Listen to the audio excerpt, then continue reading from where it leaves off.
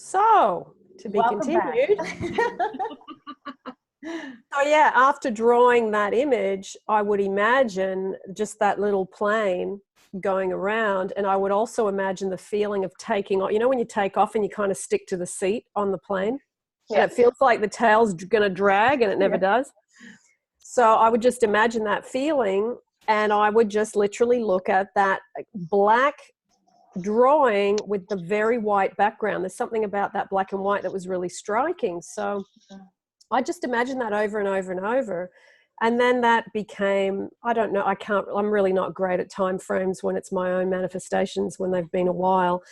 But somewhere between the time I imagined it and January 2016, and I had said, I'd made a statement, I now travel 4 times a year, fully paid.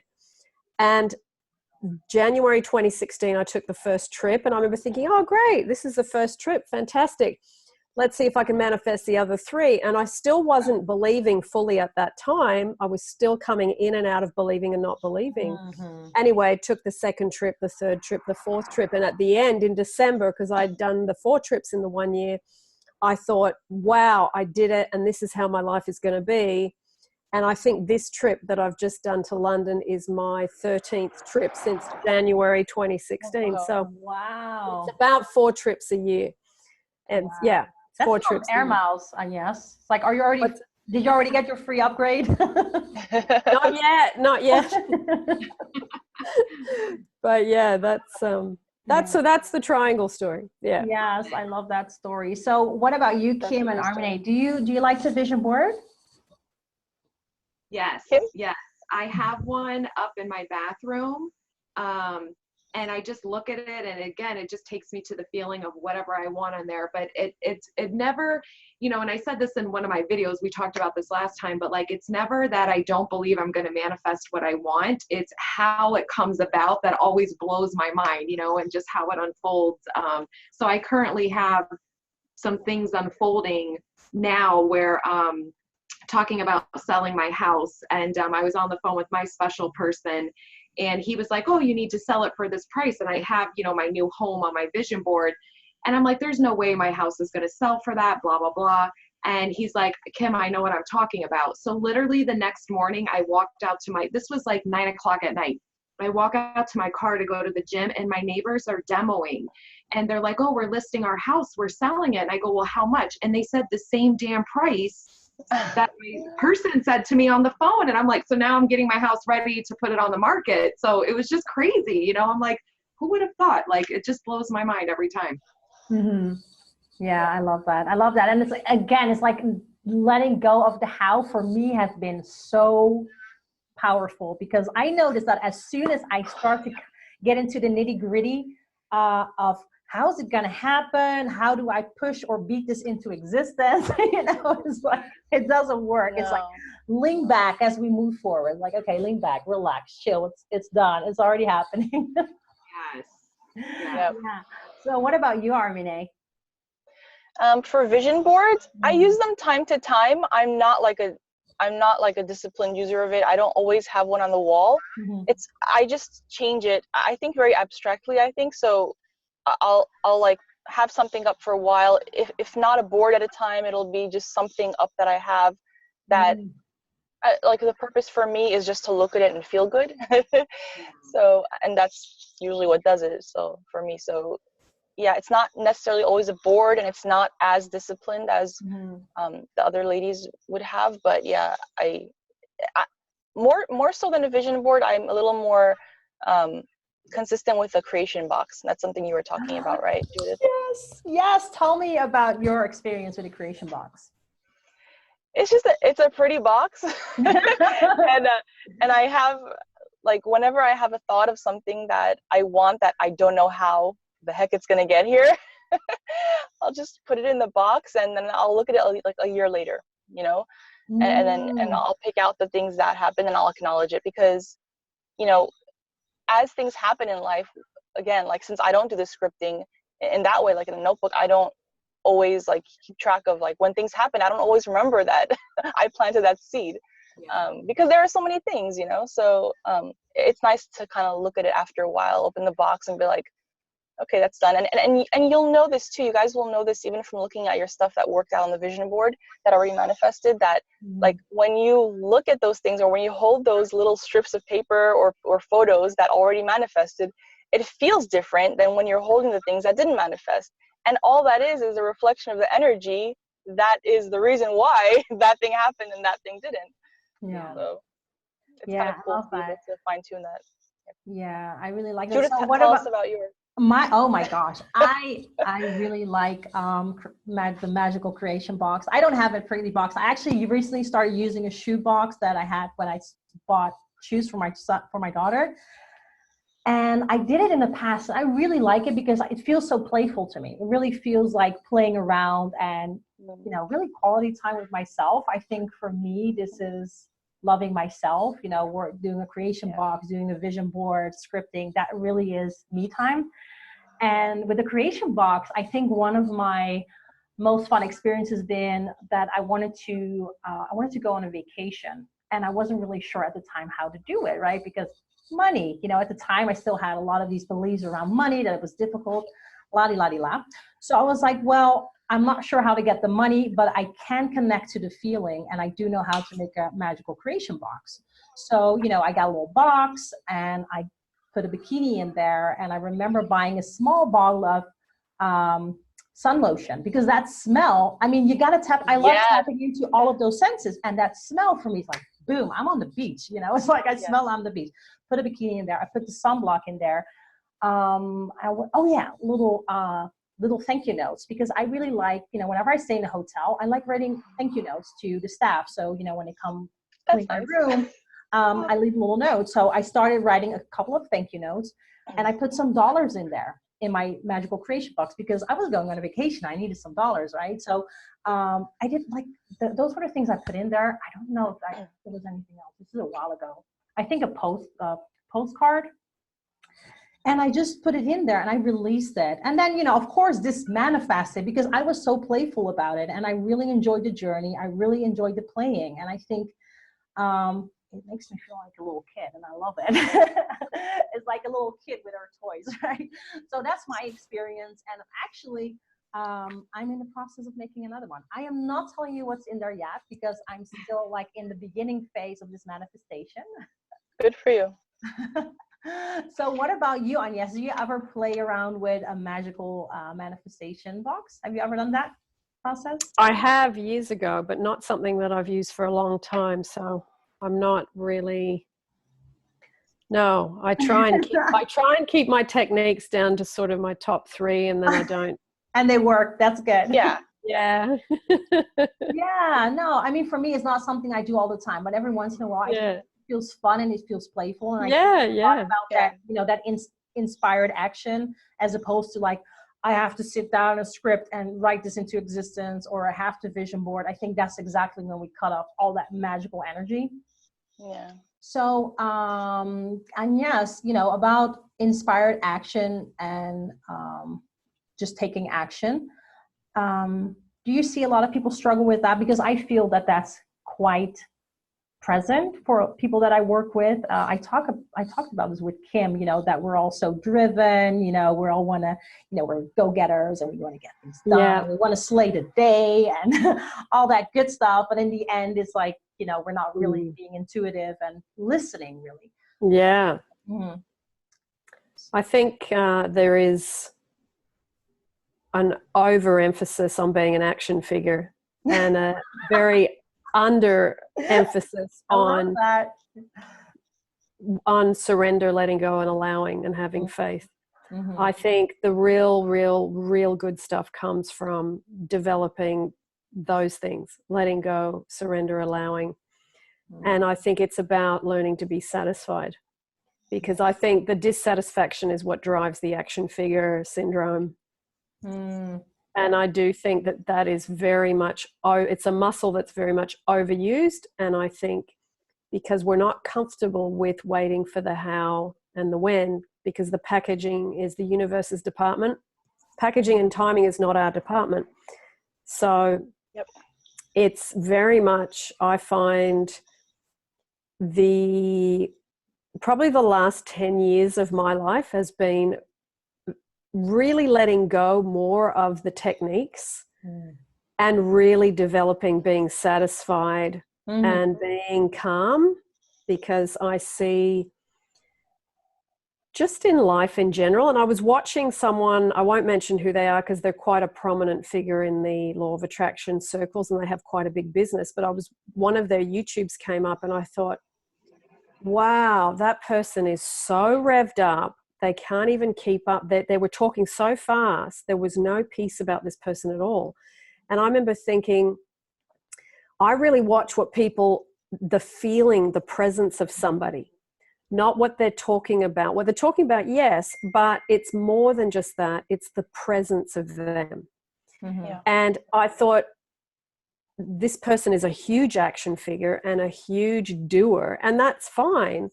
But I remember thinking that state is a state I want to move away from. I want to be more at peace. I want to be more calm. I want to be a better listener.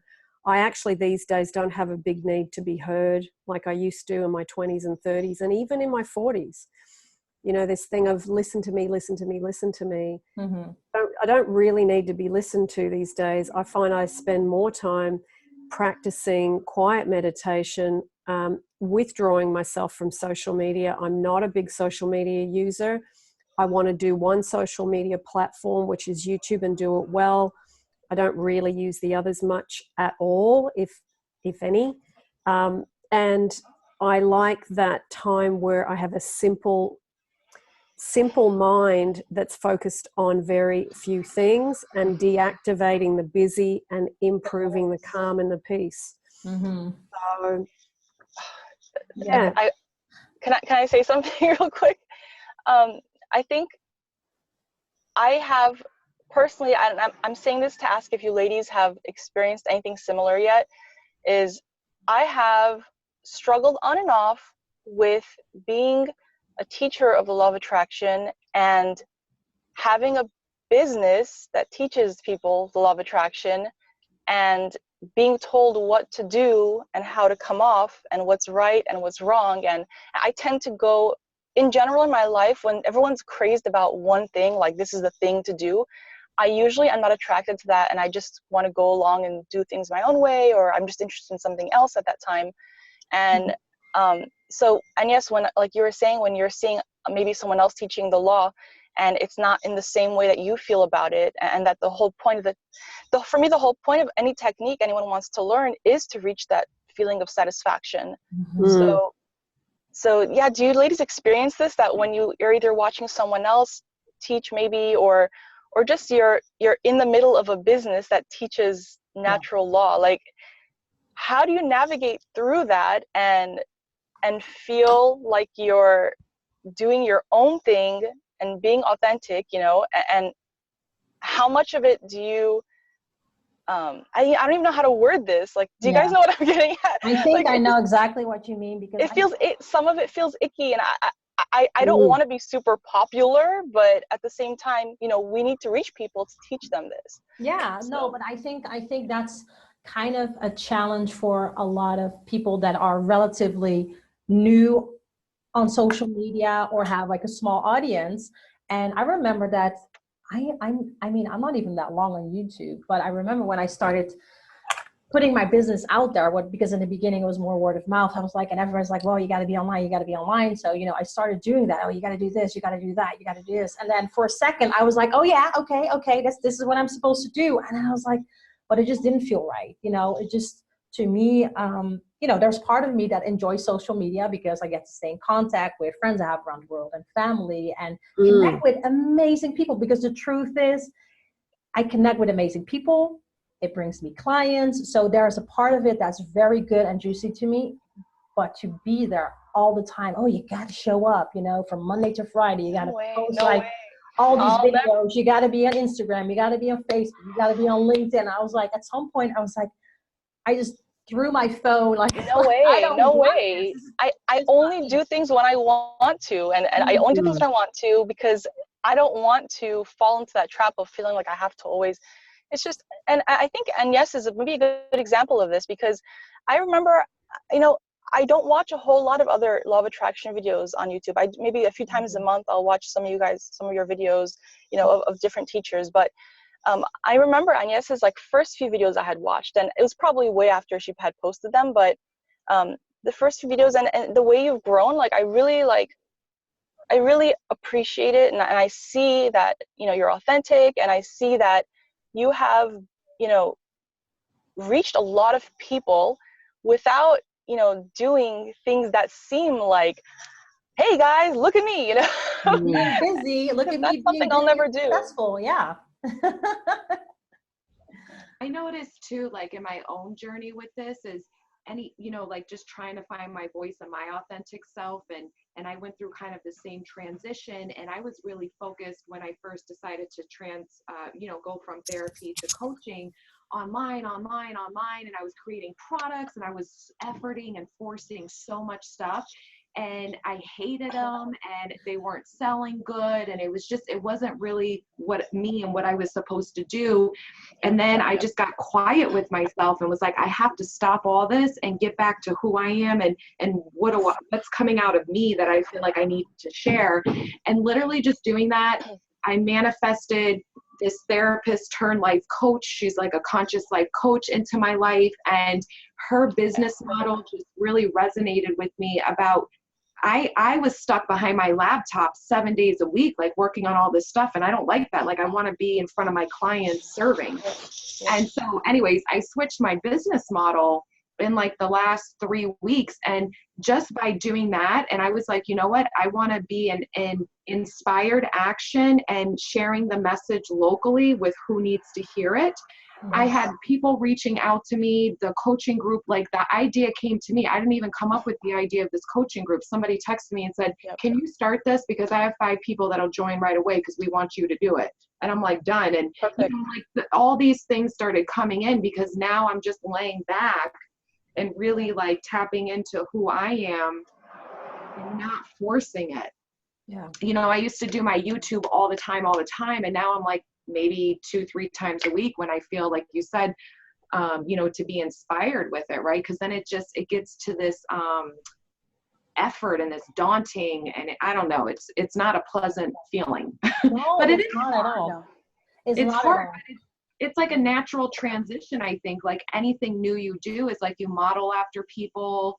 You don't really, you know, you're kind of stepping into the unknown and like really trying to discover who you are and dig your roots into that. And then you share that, right? I mean, I know when I became a therapist, it was the same way. Like, I didn't know what the hell to say, you know, and then as I got more comfortable in my clinical skills, you couldn't shut me up helping people, you know, but when I started, I'm like, oh, I don't know what to do. Yeah. Yeah. I think like I definitely always make the choice that feels more authentic to me. Oh my gosh. Are we still here? Okay, are we here? Good. Oh, She froze. Yeah. oh, she froze. Okay. Yes. So, but I think, okay, let's continue. Let's hope she's back soon. Yeah. Okay. We're just Well, at least it froze on a good angle with her. Yeah. Because Yes, I know. Sometimes it's like, what? you're like, I know, like that would happen to me. I would have like the weirdest angle or something I'm making. But I think it's very interesting. And I realized at some point I was like, oh my God, I'm doing exactly the opposite of what I'm teaching I should do. You know, and once I realized that, it was like, okay, I can let this go, I'm going to ditch what drains me, and I'm going to continue doing the things that feel good. And that feels so much better. Feels so much better. You talked about it last time as well, Kim, about, oh, you know, you gotta do this, you gotta do that, about like people telling you, right? About, you know, you gotta be a copywriter, you gotta have an amazing website, you gotta have this, you gotta have that. And it's like, before you know it, you're on that train, and it's like, wait a minute, I don't want this. Yeah. And you get lost because I'm like, and it was so funny because, you know, talking about just intentional manifestors, last week with my special person in my life, he's like a mover and a shaker. Not really, but he's busy all the time doing stuff, and he really like loves his life. Like he's just energetic about what he does. And I really value that in him. And anyways, he was sharing with me an opportunity that came up for him, and it was a really cool experience. And in my mind, I'm like, you know what? Like, I need to create more of this for myself, not what he was doing, but how I show up in my life where I'm doing what I love more and more. And that's working face to face with my clients. And that really was like, you know, the starting point of, I need to get in front. I have to get this action, because this is what I love doing this, you know? And so I think it is, you just have to tap in your authentic self. Right. Yes. I love that. You're back. And it was like you came in and your hair was blowing in the wind. It looked gorgeous. Beautiful entrance. You know why? No, because my phone had my phone had overheated because of this California sunshine, and I'm in the car, and my phone overheated, and I had to turn the AC on, and I'm cooling my phone off. So yeah, I'm sorry. What I miss, guys? That is so funny. This is reality TV. It's very much reality TV, and I love it. Yeah, that's awesome. I mean, it's so nice also just to, you know, to talk with other coaches about this, and practice what we preach. I think that's what it comes down to, like, you know, really being authentic to ourselves. And also I think, you know, for us, like, that are a little bit newer to the scene, is like really finding your voice as a coach, right? Yeah. Yeah, and the funny thing is that, like, I've been doing this for a while, so I kind of feel like, why am I still feeling? But that's so true, because, like, whenever I have moments like that, what I typically do when I don't have you lovely ladies to talk to about it, what I do is I just ask myself, like, okay, if someone asked me this and asked for advice about this in their you know, situation, what would I say? And that usually helps me the most, because then I'm, like, able to actually see it from, like, an, you know, outside unbiased perspective. And it's just that, like, I love working with people and stuff, but every once in a while I'm thinking, okay, like, I you know, maybe it's like a psychological thing, like, that's like maybe something Kim would have seen probably a lot, just like how, like, to be okay with success and not feeling icky about it, because, you know, like, I mean, I don't know if you guys get those comments of, oh, you guys shouldn't be charging for this stuff or whatever. So yeah. Right, you mentioned that before. Have you ever dealt with that, Agnes or Kim? Yeah. Okay. Have you, Agnes? Yeah, I'd like to hear. Not for a while, but yes, in the beginning, you know, I did probably 2 years worth of free emails while my business was growing, and it started off as 10 minutes a day, and it turned into 4 hours a day. And that's when I gave it up, doing any kind of free. I don't reply to any emails for free. Unless it's just because my website's under construction, I'm doing everything manually at the moment. It's literally, you know, 50 emails a day. So it's now something that was just a quick little thing has turned into a huge chunk of my time. So it had to be cut off. It in the beginning, people did say, you know, you should still be doing this for free, because I had done it for free for a long time. But I think that's the transition of self-worth. I am going to charge for my time.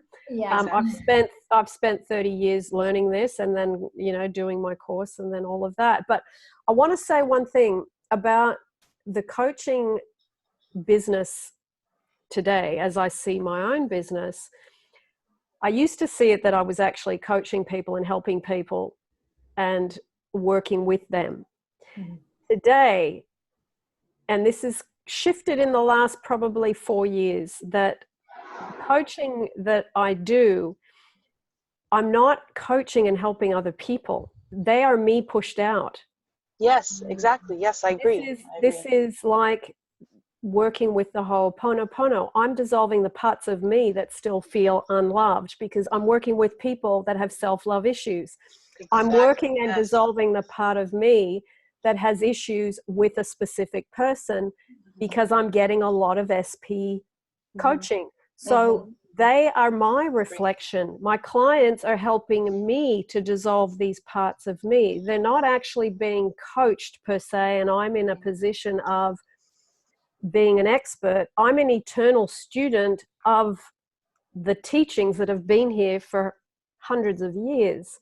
I'm trying to work on my personal stuff, and my clients help me do that. Absolutely. That's what my coaching Absolutely. business is now. That's what it is. And it's completely changed my vantage point. Completely changed my vantage point. It's I think it's more useful to the clients that way too, when you take that, when you realize that's what it is. I realize when I see it that way, in those moments where I'm really noticing that that's what's happening, I'm the person we're working with just does so much quicker, you know, advances so much quicker in the things that they're trying to achieve. So yeah, thank you for mentioning that.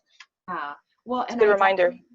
Yeah, I remember too, with years of being a therapist, that we would joke, and this was before I knew like everyone is you pushed out and any of that stuff, that I was really aware of it, where we would get cycles of certain kinds, we call them populations as a therapist, of certain clients, like with personality issues. And it was like the running joke, you know, like when we worked in a treatment center or whatever, like this therapist would always get this kind, and this one would get, you know, the conglomerate of this kind or whatever. But when I like started learning about everyone as you pushed out, I'm like, oh my gosh, that makes sense why I had these certain kind of clients. That's you're aligned with. Yeah, that time. Yep. Mine was narcissistic men, because of my own issues that I need to resolve and work on, like, and I loved working with them because I had to, anyways. Yeah, it's so interesting, because I agree 1,000%. Awesome. Yeah, but it makes that's sense, awesome that you right? noticed it. Can I just chime in about the money thing? Because this is something like near and dear to my heart in a way, because I came, when I first became a therapist, I was very fortunate to work at a treatment center that was cash only. So I was taught very, very early on in my career the value of money and how people will exploit if you allow them. And we would have to confront as therapists with people that didn't pay the bill. So it was like an interesting learning experience. Wow. Never thought of that. Wow.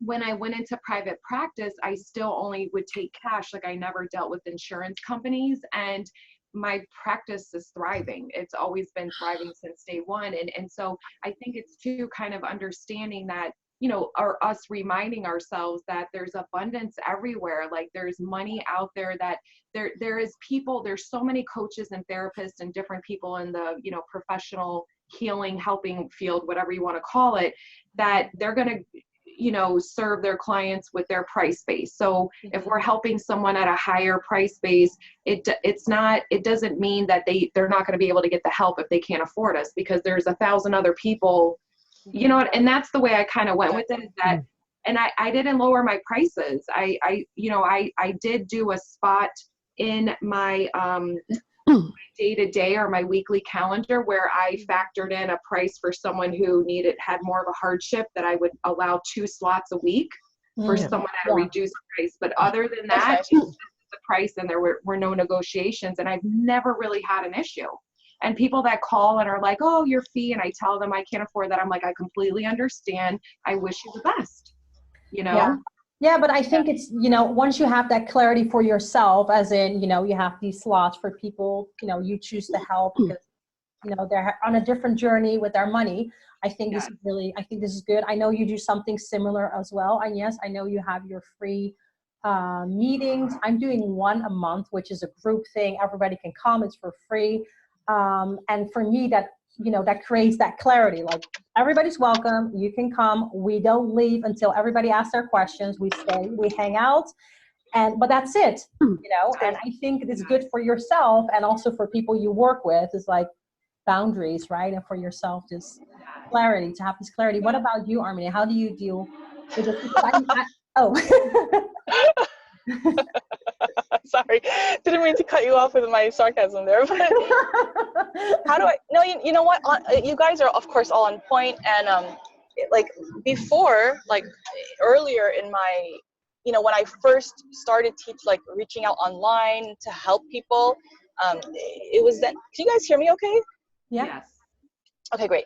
So yeah, like, of course, it was in the beginning that there were more, like, not even directly to me, but like in forums and stuff like that, like people would say, oh, you know, a law of attraction coaches shouldn't charge because everyone should know this information, yada, yada, yada. And of course, that was a reflection of a fear I had inside myself of, hey, I'm going into this thing, you know, am I going to be able to make a living doing this? And then, and to not only make a living, but to do, you know, well and live a comfortable life, you know, and provide one for my family. So yeah, as I had less of those fears, I stopped hearing the people saying people shouldn't be charging for this. Yeah. Of course, right? Because everything is us pushed out. So yeah, and it's just like what I did about less than a year ago, I'd say like maybe around 6 months ago, I doubled my rate, my hourly rate, my session rate, because I was like, you know what? I'm a mom, and that's kind of like my main focus. 24 hours a day, when I'm not sleeping or like actively being a mom in that moment, I'm all about law of attraction. I'm researching, I'm, you know, talking to people, like it's all law of attraction. But I mean, like, as for my hours, many of my hours go to being a mom. So the hours that I have available for actually coaching are, you know, Monday to Thursday, a few hours each day, just a couple hours each day. So I had to increase my rates, and because I knew my value, of course, and also, you know, if someone wants to work with me and they think that I'm worth that rate, then I want to work with them, you know. Yeah. So yeah, it's like, it's just that, like, it's been a slow evolution of my own understanding of, like, you know, what the law of attraction, you know, it is as a business. That's all. And I guess it might be interesting for people watching this, because we started talking about law of attraction techniques, but, you know, there's the other side of coaching and being a teacher, which might be interesting to people, but maybe for a little bit. No, I think it's very interesting. I love it. And I think it's also important for people to see that and to understand that. And I think, you know, we shouldn't shy away from talking about money just because we're spiritual teachers, because I think, like, for a lot of people, it's still like, ooh, money. And it's like, money is money. That's awesome. I don't think it has to be that way at all. So I love the openness. And I love that you guys share so much about this. So, and I think teaching people to set the bar higher for themselves as a client, because, you know, all of us have invested into our self-care and our mental well-being, and that's what we're trying to help provide too, the results of the benefits internally, what people will have if they, you know, do their self-work. And usually, like, I also find too, like everyone who puts out, that I'll get clients that will only go to a certain point, which is always the monetary point that I've spent on myself. Yes. Something, right? Like, and so I'm like, okay, I need to spend more money, so I start getting, you know what I mean, like, this back. But it's really interesting. But yes, I mean, listen, it's energy, it's helping. We're sharing. I look at it as just sharing. Like, I'm just sharing my experience, and when I know to see people stop suffering and living a better quality of life, you take it or leave it, like, you know, to each their own. And that's so awesome that like you said, when you notice that people reach a certain threshold of, like, okay, this is what their budget is, or this is what they that's reflective of yours. And isn't it so awesome that everything we experience in life is just immediate feedback of what we're doing vibrationally, like, you know, on certain subjects. I think that's just amazing. Such a beautiful design this universe has. Like, awesome. Love that. So ladies, I'm so sorry, and also viewers, but I'm gonna have to wrap up because I'm also a mom and my kids are coming home soon. So I want to thank the three of you for coming and making time. I really, really enjoyed this. There was one thing I wanted to say, about money and charging clients for coaches, new coaches that are struggling out there. Is like, what I noticed when I first started coaching, I coached for free because, you know, I had to get in my hours because I had to practice and all that stuff. But I have to be honest, like, one-on-one coaching for free versus coaching for money, your clients show up differently as well. 100%. Really, I mean, that is my experience. Looking back, I'm like, wow, that was a big difference. Coming late, canceling, last minute, rescheduling over and over again. Results. Not showing up, like, physically, but also, like, not really being coachable, as opposed to a person that pay some money. It's like, you know, I'm going to be there because I want to, you know, I want to do this. I want to learn this. I want to improve this area of my life. So I think that is something to have in mind as well. I think for me, I mean, it's something that I've noticed. I'm not sure if you ladies had, but that was my experience. So I just wanted to add that before we wrap things up. So Agnes, thank you so much for coming. Kim, Armine, thank you, thank you, thank you. I think this was really, really nice to come together and share our feelings and our experiences and our ideas. So let's say goodbye to everybody, and I'm stopping the recording. We're going to say goodbye in private, if that's okay. Bye. Bye, everybody. Bye, guys. Thank you. Thank you. Bye-bye.